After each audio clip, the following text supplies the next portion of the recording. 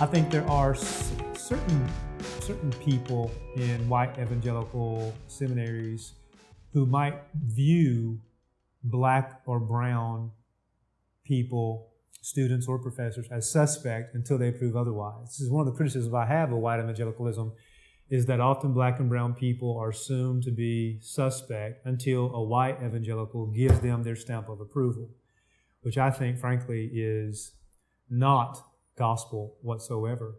And so one of the things that I'm constantly trying to speak into with my students is to recognize that there are many black and brown people that have a lot to say to you about a lot of things other than race.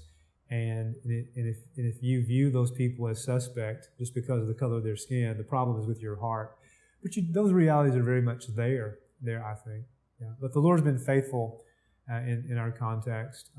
But I have often found myself in the broader evangelical community being frustrated with how certain things happen in the evangelical world on racial issues. And I think with God's help that will get better. But my context at Southern, I say this to my colleagues all the time, I want to die teaching there, just not today. I'm overwhelmed.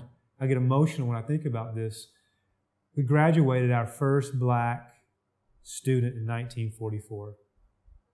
He got a PhD or a doctorate of theology.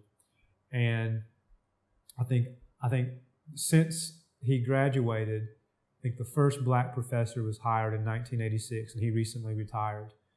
And I was, up until this semester, I think, one of 4 black professors. And I walk into a building every single day. It's the oldest building in the school. The school theology is the oldest department at my institution. And I'm a black professor teaching at the Southern Baptist Seminary that was founded in part because of white supremacy. And I'm sitting there as a black New Testament scholar teaching mainly white students about these sorts of things. And so I'm reminded that Dr. Garland Offutt, who got his PhD in 1944, first black student to graduate, had to pray for what I'm tasting now. So that then puts in perspective the challenges that we still are faced with.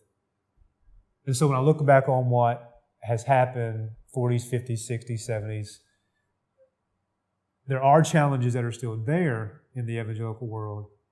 But in Christ Jesus, I think, and with more minority leadership and more majority folks who are partnering with and serving under minority leadership, we can go forward even more in this reconciliation work. But sometimes, I think as a minority who's in a predominantly majority context, we can feel lonely, very lonely in this work. But God is faithful.